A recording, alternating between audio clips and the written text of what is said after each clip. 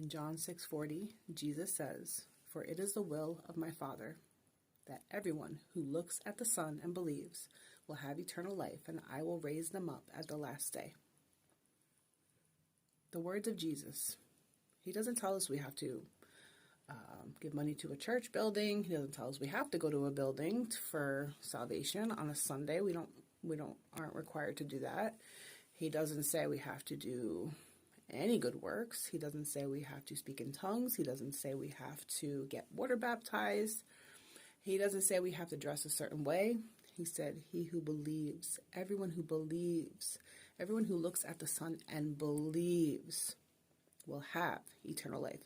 Jesus says, I will have eternal life. You don't get to determine who has to do what for salvation. You don't get to determine how a person is saved. Jesus says, by looking at him, just by trusting in him, we will have eternal life. All we are required to do is believe. I am so sick and tired of people calling God a liar. I am so sick and tired of people adding works to the finished work of Jesus Christ.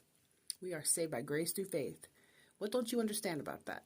Jesus says it is the will of God for anybody to look. Simply look. Look to Jesus.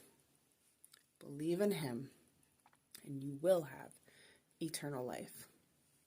It's very simple. Stop adding to the finished work of Christ because you're calling God a liar, because he says all we have to do is believe. That's it.